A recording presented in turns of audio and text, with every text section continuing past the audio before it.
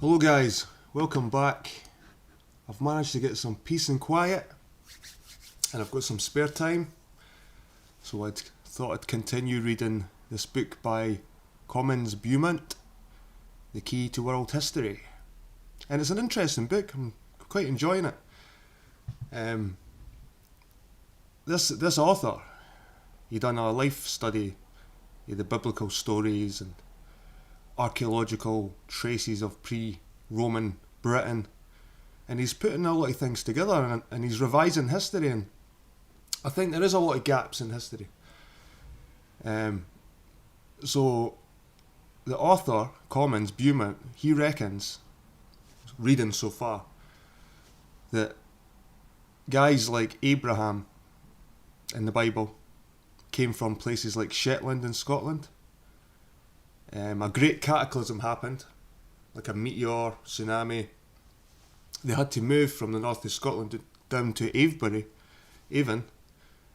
This is where the stone circle religion kind of formed.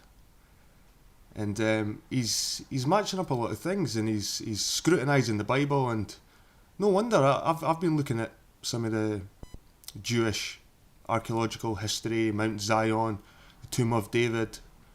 And the Tomb of David, most people believe it doesn't contain David's remains, or even if David existed.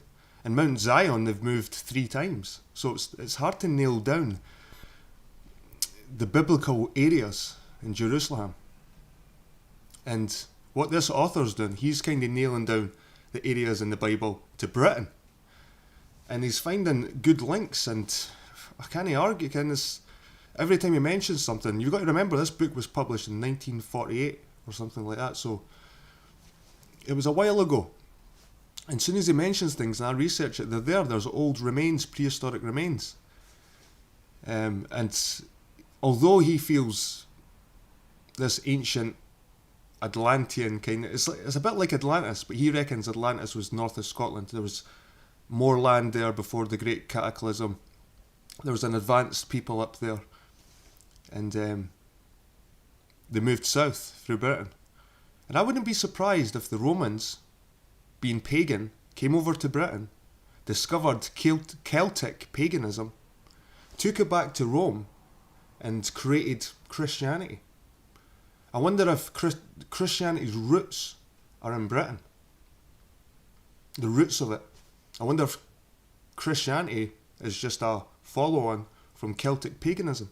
Because you find lots of parallels with the Christian saints and the Celtic gods, and there's lots of connections. So who knows? Because there's massive gaps in history here, guys. And I'm kind of enjoying it. The only thing he reckons that ancient technology, like maybe cannons back in Moses times, which seem a bit far-fetched, but there's other things like the splitting of the Red Sea. And if you watched that Hurricane Irma recently, guys, I think it was the Bahamas, where the sea just disappeared. It just disappeared with the hurricane. You could see land for miles, and it was gone for most of the day. And who's saying that when Moses split the Red Sea, there wasn't a hurricane happening, or there wasn't a big storm happening at the time, and the Egyptians didn't know the area, settled on this beach thinking that the tide would stay away, and then eventually the tide came in and washed them away? Who knows? It sounds pretty plausible. And if there was a catastrophic event at the time, there might have been lots of things going on, volcanoes, hurricanes, stuff like that, if the world was struck by something at the time. The weather would have changed everything. So I think it's interesting. It is an interesting book, and I'm going to continue reading it right to the end. I want to get it finished so I can follow up some research, but I want to do a wee bit of research in between the places the guys mentioned, the old forts, and see if there's any credence to what he's talking about, see if there's any evidence, archaeological evidence. And I think he's onto something, definitely onto something. Although I don't think, I've got my own theories. I think like these so-called tribes of Israel, these Hebrews, were actually Celtic people. That's one of my theories. And the author, he keeps saying that this ancient Atlantean civilization came from Orkney and the very top of Scotland, like Shetland. But I think it could have been like the Western Hebrides, more centred on that place. And it's crazy because these parts of Britain, like Ireland and Scotland, these places had Christianity before England. 5th century, like you've got 5th century churches remains. And you can go over to Lithuania, which is much closer to Italy, and they didn't turn Christian until the 15th century or the 16th century, really, really late.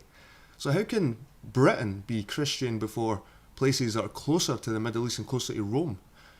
I do really think that the Christian religion has its roots in Celtic paganism from Britain. I do.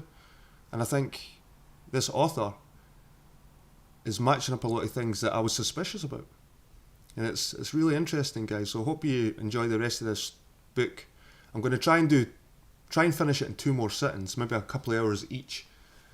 But like I said, I'll probably be researching in between paragraphs and things like that, so it might take a wee bit longer. But all the same, guys, I hope you enjoy it, because I am. Anyway, back to the book.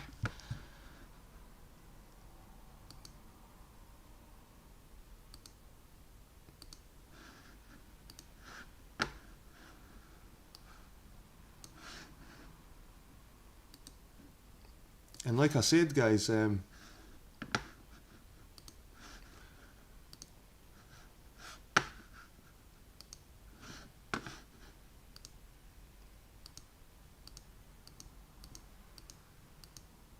Western Hebrides in Scotland has lots of ancient sites. And this is just a little factoid for you guys if you didn't realise, because before the Stuarts and the Tudors and all these royal families in Britain, there was an ancient kingdom. There was a more ancient kingdom, and it was in Scotland, and it was a mix of Irish and Scots kings, Pictish kings. Because the Picts were here before the Normans, and I think that the royal lineage of Bruce and kings like that, they were more or less foreigners. They were Normans. They came from the English, French, Norman line up here, and I reckon there was ancient kingdoms and ancient kings that ruled this place before them. And this is where the stories of the Bible could be based on, these people. But this is an old place. This was an area here in Western Scotland. It doesn't include this isle for some reason. But you can see here, and it says that Dalratia or Dalradia was a Gaelic overkingdom that included parts of Western Scotland and northeastern Ireland on each side of the North Channel. Its height in the late 6th, early 7th centuries encompassed roughly what is now Argyll in Scotland and part of County Antrim in the Irish province of Ulster. So, if you didn't know, there was ancient kingdoms with ancient forts. And this one's interesting. The hill fort of Donad is believed to have been its capital. Other royal forts included Dunoily, Dunavarty and Dunseverick. Within Dalratia was the important monastery of Iona. So you can see here, guys, the Dun. This Dun, and Dun. They reckon it comes off Dan, the tribe of Dan, the Israeli tribe of Dan. But like I said, it's probably not an Israeli tribe. It's probably more or less a Celtic tribe. And there's this movement happening right now called Brit-Am, and it's a movement of Jews who believe that the lost tribes spread to Britain and throughout Europe. But I think it was the other way around. I do. I think it was the other way around. I think that the tribes more or less probably spread from Britain throughout Europe. And it's the same with the Celtic culture. They reverse it. They try and say the Celtic culture started in Austria, Hungary, Europe, and spread out through to Great Britain. But I think, my own theory, looking at archaeological, linguistic, genetic, I think it started in the UK and spread the other way around, spread throughout Europe. And possibly into northern Africa and other parts of the world. Because like I said, when you start digging, there's more evidence pointing towards the alternative theory than what's written in the Bible. Or what's... Because a lot of people will say, that's untrue again. But, so if what I'm saying is untrue about the Bible being based on Celtic culture, are you telling me the stuff in the Bible is true? Like some of the stories in that Bible is outrageous. So I think there's truths. I think there's people that have had their names changed. I think locations have been changed. And we've got to remember the Bible's been written, rewritten. There's so many different versions of it. Who knows, guys? Who knows? But anyway, we'll get back to the book. Where we left off was page 171, and it was the nice split with the stars. Anyway, guys, hope you are having a good day, and I will continue. Ramses was the starting point of the emigrants, and before hurriedly leaving, they borrowed from the Egyptians jewels of silver and gold and raiment, and slew a large number of those whose houses were marked down beforehand, reminiscent of the massacre of the Huguenots many centuries later. After their flight, they journeyed from Ramses, Avebury, to Succoth, which seems to have been the ancient little town of Sherston, lying between Marlbury and Bristol. It has the remains of an extensive prehistoric fortifications. Its Saxon name is said to have been Scorstan, signifying Scottstown. They then advanced to Etham, edge of the wilderness, suggested as the Mendip country, fleeing from the Egyptian pursuit, and reached Pi-ha-Hiroth. And it's got a paragraph here. And the children of Israel journeyed from Ramses to Succoth, about 600,000 on foot that were men beside children.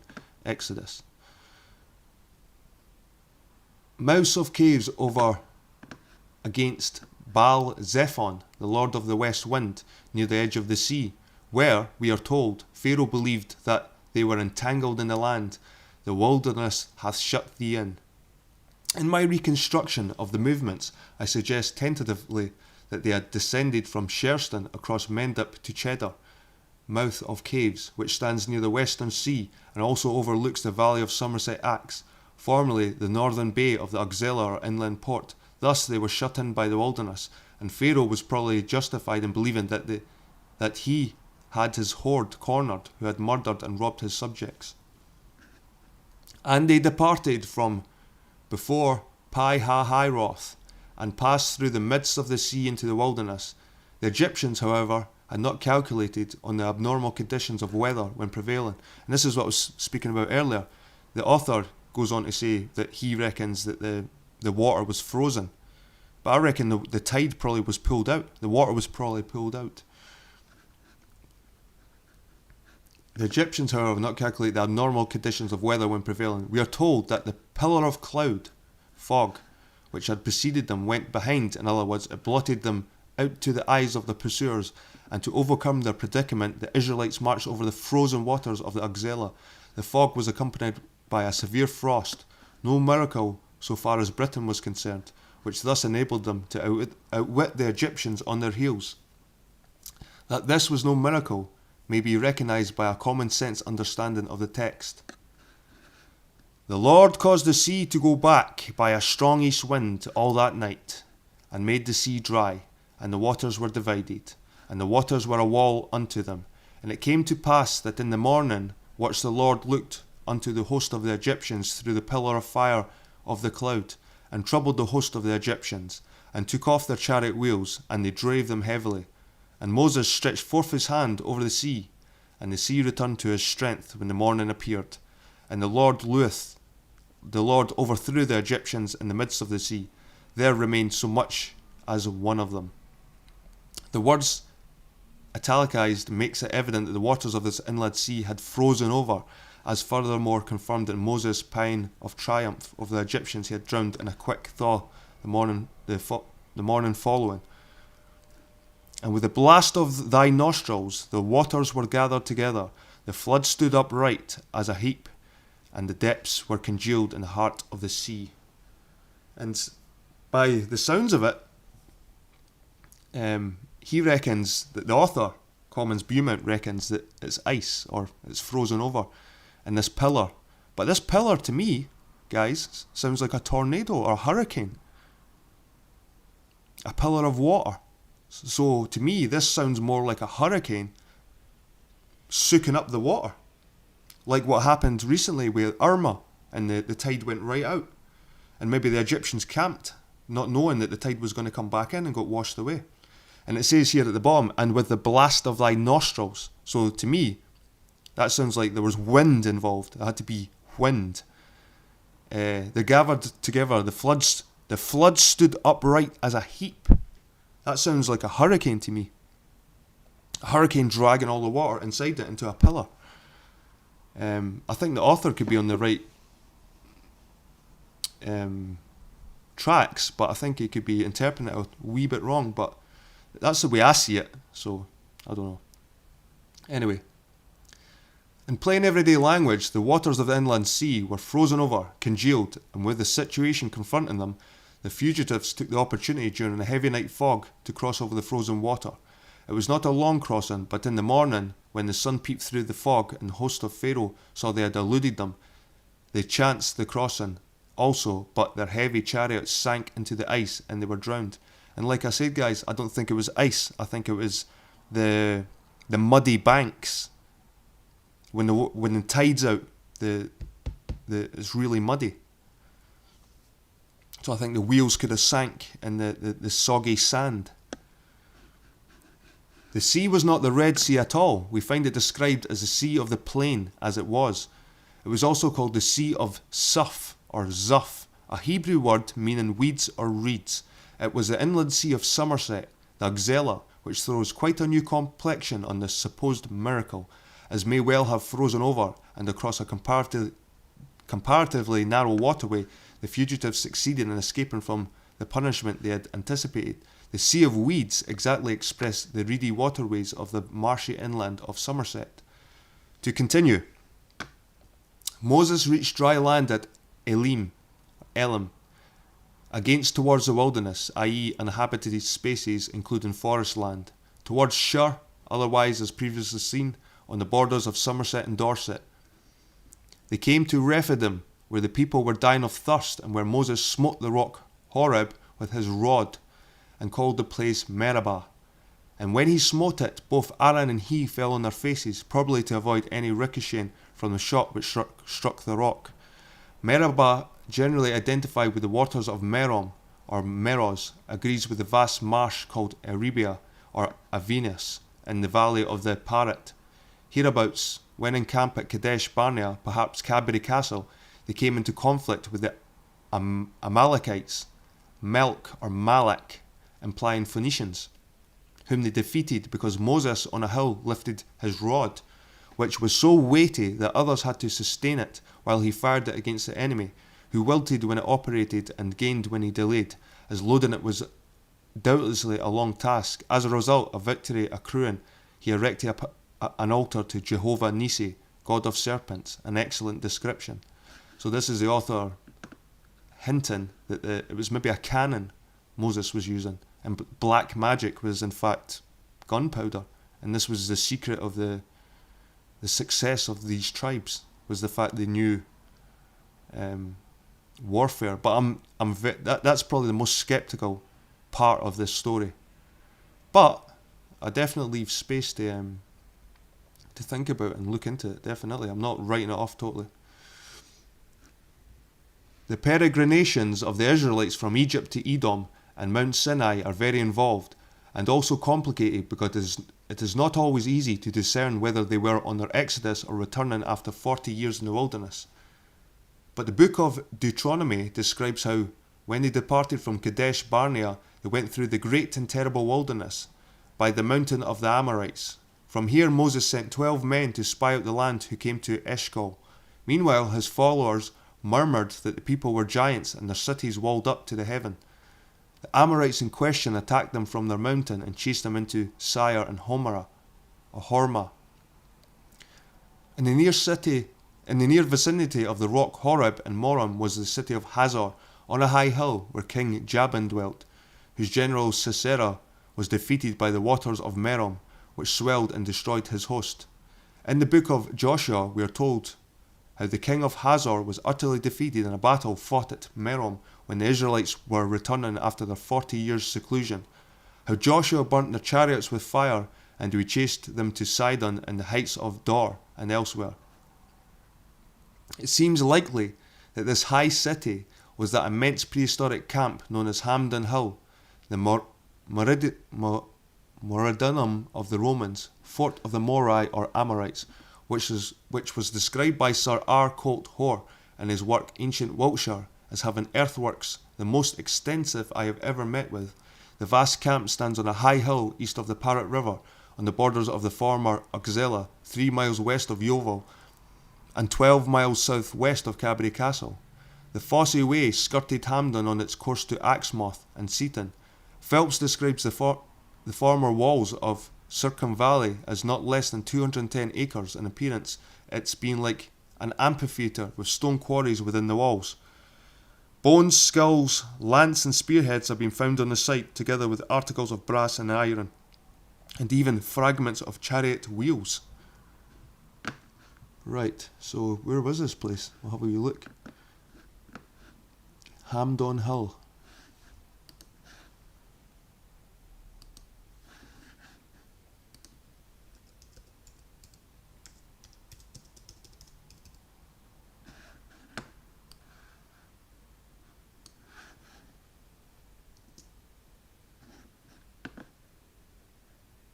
Ham Hill, Hillfort. This looks like the same place. Hampden Hill, Hillfort. Yep. So this is the place that the author's talking about. And like I said, guys, every place he mentions has a prehistoric site there, which can't be said for the Bible. Ham Hill, Hillfort is an Iron Age hill fort located on Ham Hill, Somerset, England. It was also occupied during the Mesolithic and Neolithic periods and later during the Roman and medieval eras.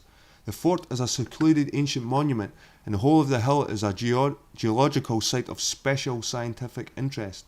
A country park operated by South Somerset Council and is visited by over 250,000 people each year. It covers an area of 210 acres, which the author said, and it was correct, making it one of the largest hill forts in Britain.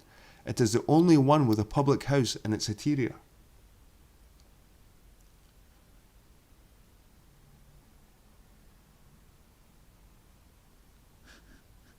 The hill rises to 400 feet above sea level and towers over the surrounding Parrot and Yeo River valleys, which the author mentions.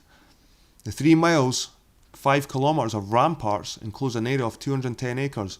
The southern part is a rectangle approximately 800 metres, 2,600 feet, by 1,000 metres, 3,300 feet, with a northern spur of 600 metres, 2,000 feet by 400 metres, 1,300 feet, making it a regular L shape. Most of the perimeter is a double bank and ditch, with some of the banks being up to 12 metres high. There is a major entrance to the southeast, on the line of the modern road, and another northeast, following a track from the Church of St Mary the Virgin at East Stoke and Stoke sub Hampden. It's funny that it's called Ham Hill, Hillfort. Ham, Abraham.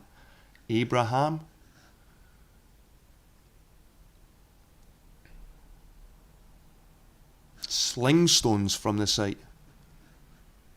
Sling stones. Who else used a sling to defeat Goliath? The site was occupied during the Mesolithic and Neolithic periods, and then by the Durotriges tribe from the 1st century BC. Archaeological finds which date the original occupation to the 7th century BC include bronze work, chariot parts. There's the chariot parts, guys. Iron currency bars, gold and silver coins, cremations and burials. A Glastonbury-type pot has also been recovered. In 2013, excavation revealed some human skeletons, and they may date to the 1st or 2nd century CE. Tool marks on the bones suggest deflation, reflecting both normal local funerary practices and violent episodes. The site was also important during the Roman era, with many finds indicating that there was a building on the site, possibly a Roman villa. It may also have been the site of a fort that provided a point of control for the Fosse Way. Roman coins date from the time of Domitian to the Constantine the Great were contained in a rock found in the 19th century. Other finds include a vessel containing 338 sestertil, which were given to the Museum of Somerset in 1915 by Phelps, and two other similar pots coined together contain slightly over 1,000 coins from the Republic Rome to the time of Postumus, which may have been buried at some time after 260. Damaged bronze scales of Lorica squamata, a type of scale armour, have also been found. There is less evidence from the Saxon area, although the site may have been occupied during that period. It was definitely occupied during medieval times and was the site of the deserted hamlet of South Ameldon, which hosted an annual fair and court from 1102 to the 17th century. In the 14th century, part of the site was a rabbit warren. The site, particularly the northern and western areas, has been damaged by quarrying from hamstone. In the 1800s, there were 24 small quarries operating on the hill, employing some 200 men. There are now two quarries, both owned by Duchy of Cornwall, after whom the pub is named. A stone circle was added in 2000 to commemorate all those who have quarried stone on the site since Roman times. It consists of 15 hamstones. Interesting. So like I said, guys, as you're reading this book, you can research the places, the sites, and the guy is on it. He's on it. And he published this book in 1948. And a lot of this archaeological stuff is quite recent, and they're backing up his claims. So, right, back to the book. According to the book of Deuteronomy, the Amorites from the mountain chased and destroyed the Israelites in Seir, even unto Hormah. They had journeyed by way of the Sea of Suf and compassed Mount Seir for many days, being allowed to pass through the land of Edom on the highway in a peaceful capacity. Apparently, they then removed to Hazeroth and came to the desert of Paran, where they were told a generation would die in that place. Paran being a volcano in the same region as Mount Sinai. The latter was in full activity in accord with the celestial phenomena of the period. And it came to pass on the third day in the morning that there were thunders and lightning, and a thick cloud upon the mount, and the voice of the trumpet exceeding loud, so that all the people in the camp trembled, and Mount Sinai was altogether on a smoke, because the Lord descended upon it in fire. Here Moses seized the occasion to expound his new laws to an awestruck congregation. They, or some of them, apparently dwelt in the desert country for most of the 38 years before they returned to the conquest of Canaan. The Hebrew word midbar, translated as wilderness or desert, is somewhat misleading to the reader because it really denoted all uncultivated lands, mountainous or pasture grounds, and even the common lands used for pasture and timber near large towns, quite unlike our conception of a desert. From Paran and Sinai, it seems these wanderers settled or stayed for some time at Ezion Geber. In my estimation, Paran and Sinai were situated on Dart Moor. Dart Moor possesses some of the most remarkable antiquities in the world. It has been in the past an intensely volcanic region. Heights like Yes Tor, Lynx Tor, Great Mist Tor, Cossan Beacon, Brent Tor, and others were at one time flaming volcanoes of granite origin. Mr. A.W. Claydon, in his History of Devonshire Scenery, calling those parts in the neighbourhood of Tavistock and Princetown the Dartmoor Dome, described it as formerly a great composite volcano or a number of smaller cones and craters. Brent Tor is a remnant of a carboniferous volcano which must have been originally of considerable size. While all this area consisted of an extensive cones from which acid lavas were outpoured and threw out layers of volcanic ash. Into these parts came a race in the Bronze Age, the men who erected stone circles and avenues, set up stone idols in rock basins, including that of Hermes, and who worked both the copper and tin found in the vicinity. Within the near range of Merivale Bridge most inhabited of the many settlements with immense avenues, circles and hut circles, copper was mined and tin was smelted in the sites along the Walcombe River. In the heart of all this towers great Miss Tor with immense granite rocks, and evidently at one period regarded as one great sanctity. Can great Miss Tor represent the vestiges of Mount Sinai of old? So we'll have a look at this Ms. Tor. Sounds like an interesting place. Great Miss Tor. Great Miss Tor is a hill with a rocky outcrop situated in Dartmoor. It's been called one of the grandest hills in Devon and lies above the River Walkham, about 4 miles north of Princetown. There is a notable rock basin on the peak called Miss Tor Pan, or the Devil's Frying Pan. The hill and surrounding area is on land owned by the Duke of Cornwall, which is leased to the army.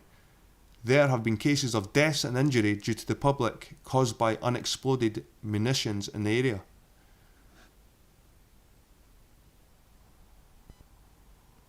And there's not much more about the place. There's not much more about the place, even though it seems to be quite an important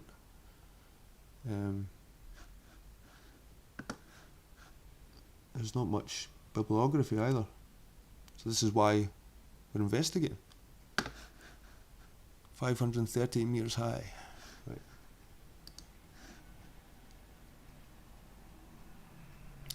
It is far from improbable that these workers in metal were Iberes brought originally from the north by Abram and known to folklore as Picts. According to tradition, they were dark, of small stature, even pygmy in size against the surrounding population. They dwelt or worked usually in caves such as Pittenweem, a seaport on the Forth, and also in beehive huts found in Caithness in Cornwall and on Dartmoor. These Picts houses in the southwest are associated in legend with pixies, a type of malicious fairy, and with satyrs in the opinion of Dr. Waddell because of their witch-ridden cult of the matriarch or wise woman. They have left other traces in Cornwall, where they also mined of prehistoric whorls of pierced stone called locally Pixies grindstones and snake stones, which in turn are closely related to the widespread carvings of the serpent on prehistoric stone monuments of Ireland and Scotland, where the celestial serpent and its interlacing coils is freely sculpted on prehistoric monuments, many of which are depicted by Dr. Stewart in his Sculptured Stones of Scotland. From a more material aspect, I think we may confidently claim that these Hebrews or Picts were engaged in the manufacture of arms, dwelt in the communities away from the usual haunts of man in the region of Ors. It may explain why Moses led the so-called Israelites, the polluted peoples of Manetho, to these regions at a time when the ancient world was become topsy-turvy.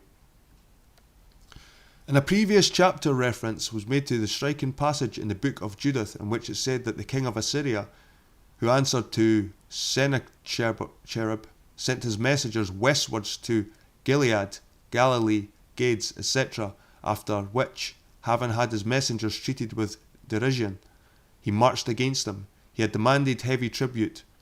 The same thing had happened with the people of Judah, who, during Shalmaneser's campaigns, had only boasted a nominal independence by paying tribute to that monarch. On the death of Shalmaneser, it was not paid, and as a result, in the 14th year of oppression, his successor flung himself like a wolf in the fold upon the defenceless people. An Assyrian army, so-called, but drawn from many sources, speaking a foreign tongue, laid siege to Jerusalem. Too late did Hezekiah, a youthful prince filled with dread at the events in Egypt, strip the temple of its precious gold and send it hurriedly to Sennacherib.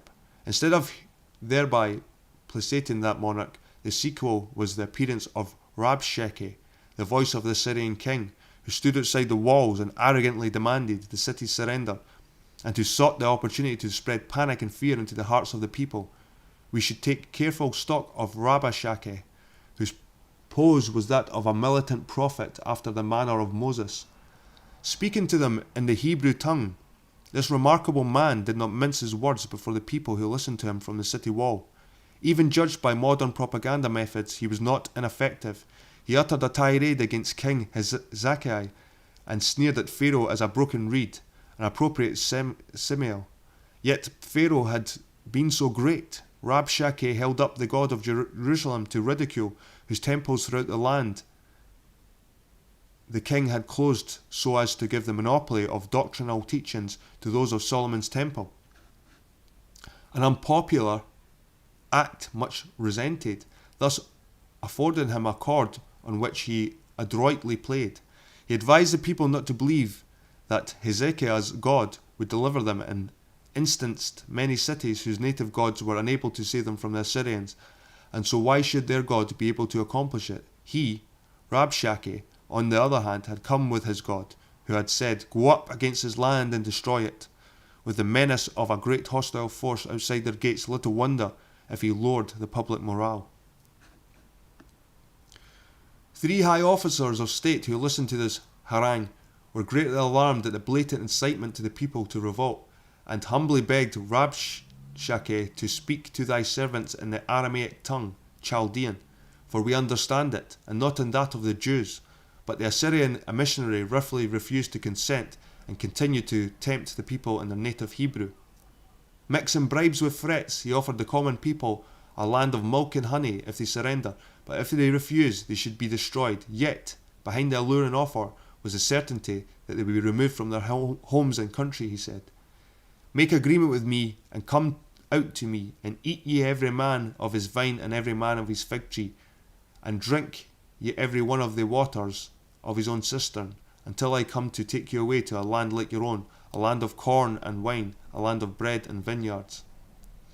This dishonest bribe, which caused so much perturbation to the rulers of Jerusalem, recalls the statement of Manetho that Moses sent to the people of Jerusalem, invited their aid against Pharaoh, holding out the promise that he would restore them to the ancient city and country Avaris, otherwise Hebron, though whether the offer was genuinely intended is another matter.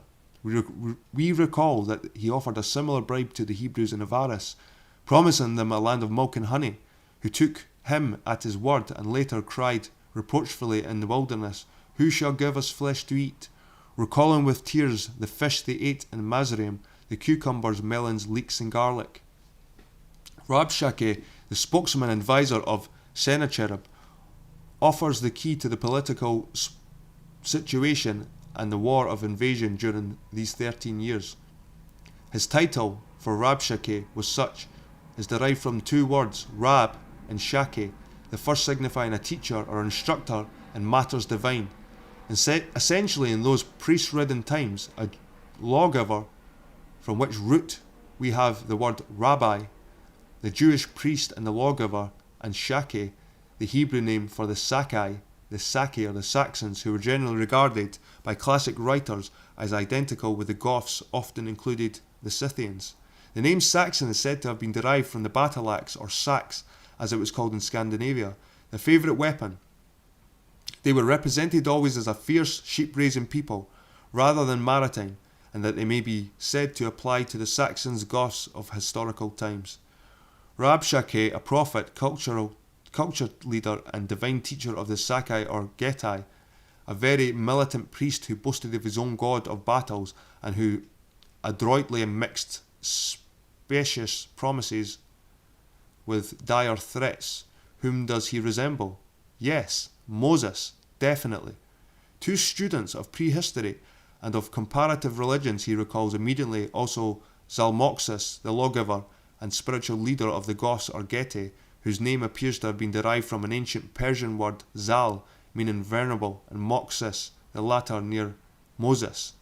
Zalmoxis again was certainly related in one way or another to the far-famed Zoroaster, the prophet and leader of the Persians, who in turn became the world rulers by sheer force of magic arms, and although it may seem to be stretching the long arm of coincidence beyond the bounds of probability, both Zoroaster and Zalmoxis may represent the original of the god or prophet or war leader, the Scandinavian Odin or Wotan.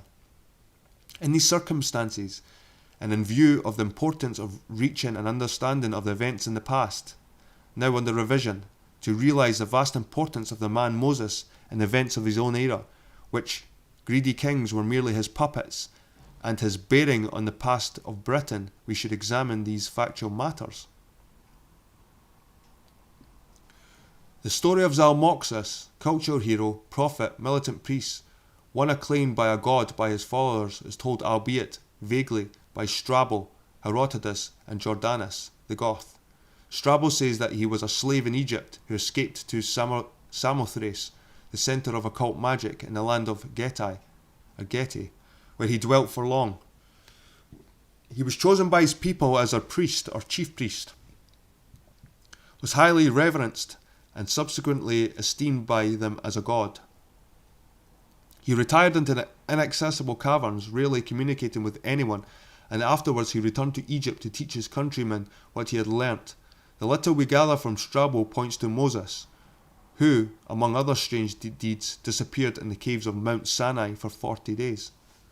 So, we'll have a look at this Zalmoxis character. I've never heard of him.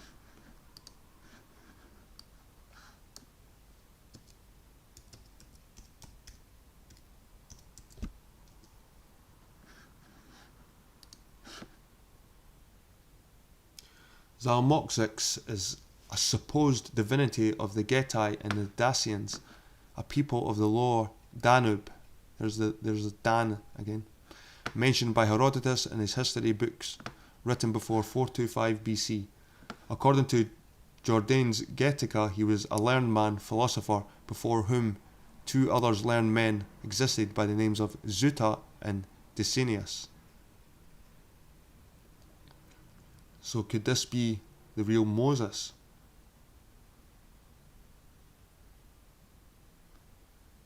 Interesting.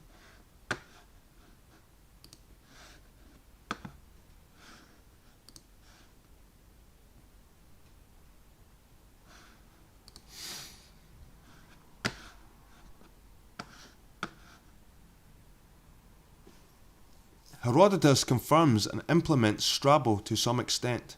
He says he dwelt in Samothrace, became wealthy, attained his freedom from slavery in Egypt, and returned thither.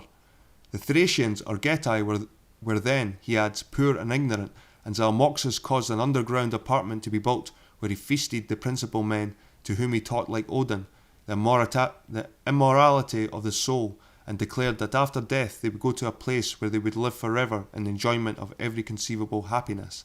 He also constructed other subterranean places into which he suddenly withdrew, thus vanishing from the sights of the Thracians, who mourned him as dead, but after long lapses of time he suddenly reappeared once more among them. They accepted his doctrines, but the Greek historian was uncertain whether he borrowed them from Pythagoras or whether he was really a god. From the foregoing, it is difficult to avoid the conviction that this cult hero, prophet, or whatnot, who escaped from the slavery in Egypt, fled to Samothrace as Moses fled to some underfined country, became a man of immense influence, regarded as a god or semi-divine person, and returned to Egypt, can answer to anyone other than Moses himself. When we consider, in addition, that Moses, on his arrival in Egypt, produced certain magic possessions, initially his serpent rods, which so impressed the Hebrew chiefs of his ability to overthrow the Egyptians, it is very evident that all the mysterious disappearances in underground caves and his initiation of the principal men for purposes we may well conceive shall dispel any further doubt as to the identity of Zalmoxis. Well, do we know that Samothrace from very earliest times became the traditional centre of headquarters of the Kibiri gods? We may fairly assume two other factors in this account, one being that the weapons he forged or presided over while this happened were superior to anything possessed by the Egyptians and assured their owners their victory in warfare. The other that his doctrine of immortality of the soul added to the glorification of the afterlife. An adaptation possibly of the Pythagorean teaching was closely akin to the militant gospel of Odin. That equally mysterious culture hero promised a delightful immortality to the northern warriors who died in battle, an everlasting enjoyment of earthly bliss, quaffing mead, enjoying celestial sirens, and fighting victorious battles designed for one purpose of inculcating into them a contempt of death, and so add to their valour in warfare. It was a policy of militarism based on a subtle understanding of the Scandinavian character, as is outstandingly clear in the ancient records of Odin and his times. All these long preparations were a means to an end. Jordanus, probably an Alan or Scythian by birth, who later became a monk in his work De Rebus Geticus, as mentioned briefly earlier, says that Zalmoxis reigned over the Goths, and that these people, swarming like bees, left Skanza in the north in the Arctic Sea near Thule, were led to Scythia and became Scythians, calling it the land of Oiom, where Zalmoxis ruled over them. This lay where, in the midst of Scythia and the mighty Taenus flows, generally believed to indicate the river Don, which rises west of Tula, southwest of Moscow, a city originally named Mazaka after Moxis or Moses. Another body went to the north of Sweden, as it is now called, opposite the Vistula River, and dwelt near another Tanais, near the Palus Meotis, the latter answering to the Gulf of Bothnia, not the Sea of Azov, the Tanais being the Tana River and fjord, which originally separated Europe from Asia and provided a waterway from the Gulf of Bothnia into the Arctic Ocean. Here, says Jordanus, they waged desperate war with the husbands of the Amazons and met the Egyptians in battle, whom they pursued to the bounds of Egypt. These movements are quite comprehensible from Norway, facing the Shetland Isles, Thule. One body led southeast towards the present Moscow, and another to the north of Sweden, and there they defeated the arm of Sesotris or Amenophis, and who subsequently pursued the Egyptian enemy to Egypt. Zalmoxis was their leader. After this, we are told, but how long we not know, the victorious Goths or Scythians returned to their original home, Skanza, conquered all Asia and made it subject to their dear friend Sornus, king of the Medes, but who Sornus was history does not relate, unless it were Cyrus. It is interesting to note that the terrain of these movements, if correctly traced, embraces Scandinavia, the Baltic, northern and middle Russia, with the Mazaka, a city of the Scythian Iberes, and named after Moses. It explains the movements of the ancient peoples in the north according to the reality of the circumstances in the readjustment of history and geography. What may be asked was the motive of Zalmoxis or Moses to be so anxious to evacuate nations in this manner. We are aware from the history of Scandinavia and its folklore that periodically, when crops failed to mature or other troublous conditions arose, numbers of the populations were forced to emigrate or starve. The great movements of the Goths, the Vandals, the Lombards, the Cimbri, and others obtained their impetus mostly through natural causes and may have influenced Zalmoxis in that troubled period. There is a similar puzzling conduct of Moses, who is supposed to have led the Israelites out of Egypt into the wilderness for 40 years' sojourn. There are indications that the Hebrews who quitted Egypt were in a large part taken farther away than to the direction of Dartmoor. How can we explain the words of Jeremiah that the days would come when no longer would it be said that the children of Israel came out of Egypt, but the seed of the house of Israel was brought up and led out of the north country and from all countries whither I had driven them? Does that not bear on what Jordanus says of Zalmoxis?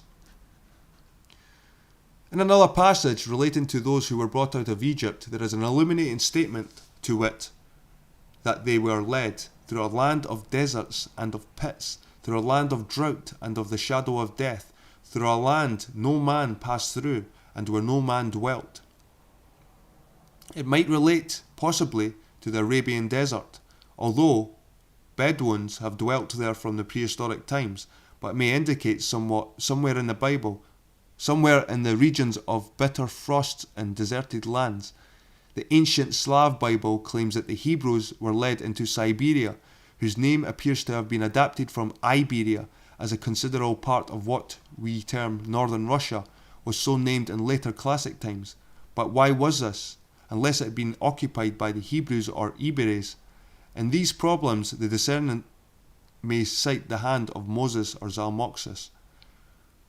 When Shalmaneser transferred the defeated and enslaved people of Samaria and other places to Media, we find a queer account of how certain foreigners were brought in to settle in their former homes, and how he assigned them a priest of the country to teach them the manner of the God of the land.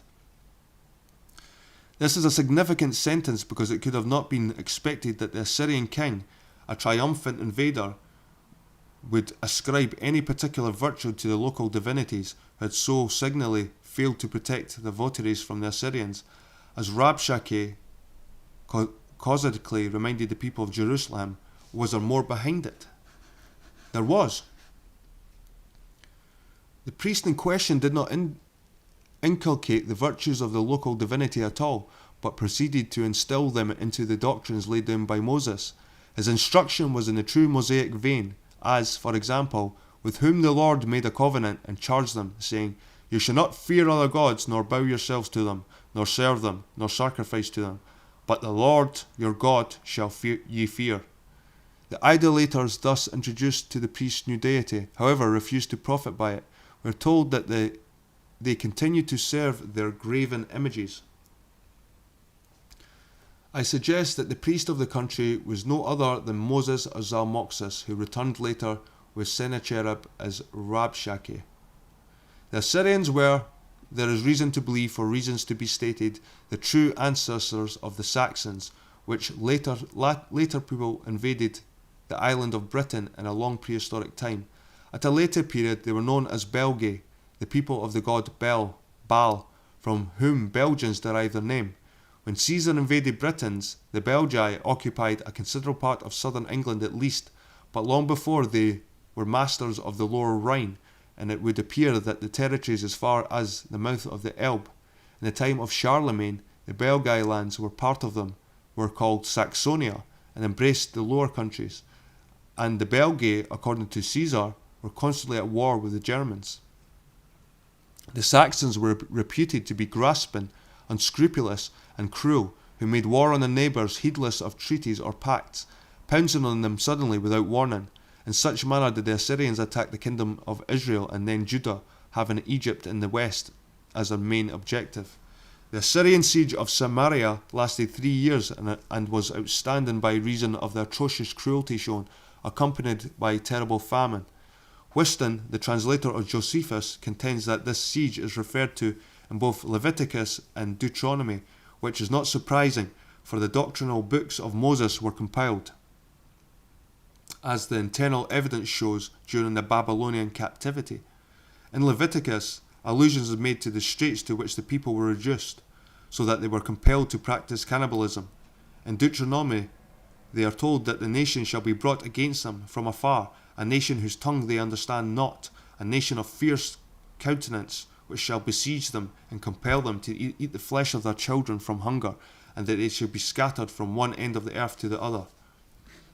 These were, of course, ex post facto prophecies founded on past events. Which was a nation whose language the Hebrews could not understand? Jeremiah explains, Lo, I will bring a nation upon you from afar, O house of Israel, saith the Lord. It is a mighty nation, it is an ancient nation, a nation whose language thou knowest not, neither understandeth what they say. Thus saith the Lord, Behold, a people cometh from the north country, and a great nation shall be raised from the sides of the earth. They shall lay hold on bow and spear. They are cruel and have no mercy. Their voice roareth like the sea. Roareth like the sea. From the north country, from the sides, properly ends of the earth, there dwelt the Geti or Goths, whose name is yet preserved in the name of Gothenburg, and the island of Gotland, of great antiquity, with the Scythians beyond them. Can we discriminate between the ancient Goths and Saxons? Strabo describes the Sakai as a fierce and savage nation. Know that they differed very considerably from the Celtic people in religion and customs. In their dress they wore breeches instead of the short skirts or kilts worn by the Celts, including the Egyptians and Greeks, as well as the Ebrews or Hebrews.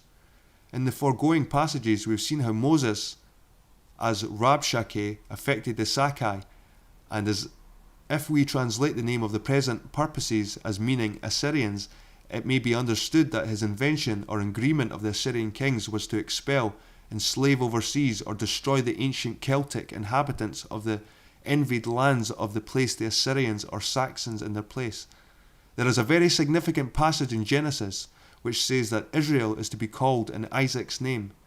The actual text is, "And God said unto Abraham, For in Isaac shall thy seed be called." Again, "For they are not all Israel which are of Israel, neither because they are the seed of Abraham, but in Isaac shall they be called." Also, there are the words, "Of whom it was said that in Isaac shall thy seed be called." These are very strange words when they are considered. There was the tribe of Issachar, to be sure, but in Israelite genealogy, he was only the 9th son of Jacob by Leah. These apportionments of the claims of Israel fail to accord with the text when God appeared to Jacob and said, "Thy name shall not be called any more Jacob, but Israel shall be thy name. And the land I gave Abraham and Isaac to thee I give it, and to thy seed after thee." The conclusion I must reach is that the supposed sons of Isaac were to be regarded as the legitimate inheritors of Israel and all that name betokened. It dispossessed the Hebrews, the sons of Jacob, from the claims hitherto made in his name for his descendants, and thus the conclusion inevitably is that the sons of Isaac, whoever they are, assert the inheritance of the seed of Abraham. In other words, that the lands and the properties of Canaan, which had for so many centuries been regarded by the Hebrews as their inalienable right, were snatched from them. For what purpose? To accord them to the Saxons. This is a very big question which has not received the attention it demands. The Pentateuch, as every instructed student of Old Testament writings is well aware, is pieced together from various sources and for various motives. As far back as the 2nd century AD, the Clementine homilies disputed the authenticity of the Mosaic writings. It is mainly agreed that they were compiled in Babylon under the auspices of Ezra, the ready scribe of Moses, the intention being to establish the region of Jehovah on a strong basis while giving absolute power into the hands of the rabbis. Ezra used Israel's history as a vehicle to advance his policy, but how far it was reliable or how far manipulated to serve another purpose than history is another matter. The Talmud states that Ezra rewrote the Old Testament because the original was lost in the destruction of Jerusalem's temple. The motive was to establish the monotheism of the Mosaic doctrine, especially to claim that it had been the doctrine of the Hebrews throughout their history long before such was the case. It was also directed to impose this cult upon the very heterogeneous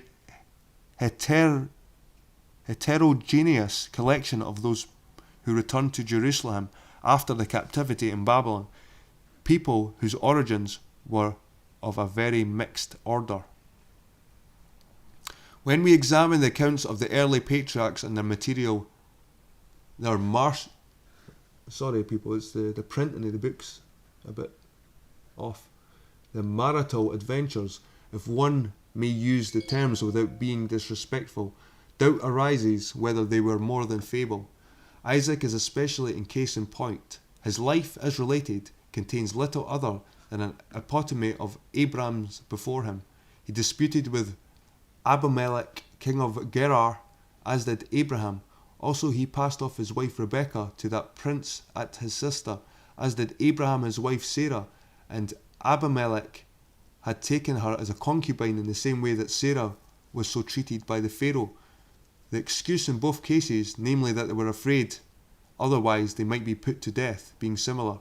Isaac's herdsmen quarrelled about the wells in the same way and place as did Abraham's. Both were said to have been founded Beersheba.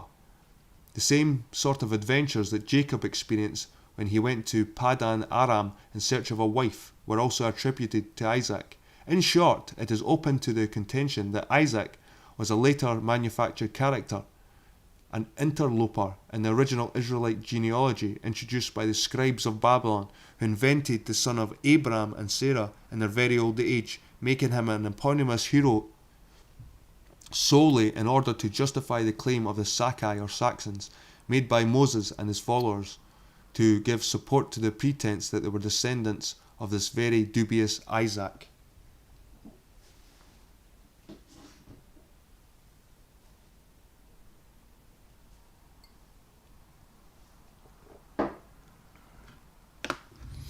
It will be understood, I trust, that it is not my purpose to maintain the rights of the Hebrews to the land of Canaan any more than to those of the ensuing Saxons. Neither had a shadow of any such right except that of the sword, nor do I seek to establish any academic point, but rather than an historical fact. I believe it is true to say that the Saxon race, or some of the Saxon peoples, did actually establish themselves in those lands termed Canaanite, which had originally been in the occupation of the Hebrew people. But to recognise this in its entirety, we must cast aside the maps of the alleged ancient Palestine and reconstruct the territories of the Saxons in Britain. And when I say Britain, I mean for the main part in the south of the Thames. It was these ancient lands which experienced the result of that particular act of policy inspired by the first place by Moses, in which the Egyptians or Philistines and Hebrews or Iberes were expelled or taken away to distant lands, notably to Russia, and the Saxons invaded their lands, of which the hilltop villages offer evidence difficult to refute. It is possible to redistribute the various regions seized and occupied by the invaders, whose descendants dwell here to the present day. Moses, as we see him in his own role, or as Rabshakeh, or as Zalmoxis, stands out vividly as a culture leader who took his Gos or Sakai to his bosom, and who, for their part, accepted his doctrine in return for the services rendered. It explains much otherwise incomprehensible and confusing, for this involved war with its tremendous repercussions took place in the north of Europe and Britain, the goal of the continental invaders. Britain, in fact, is the key which unlocks the doors to a true and intelligent understanding of the Old Testament. Right, guys, I've got something to do for 10 minutes. I'll be back. I'll just close this part and I'll create a new part. Thanks for joining me. I'll be back soon. I'll just write down the page number. What was that? 186. I'll be back in about 20 minutes.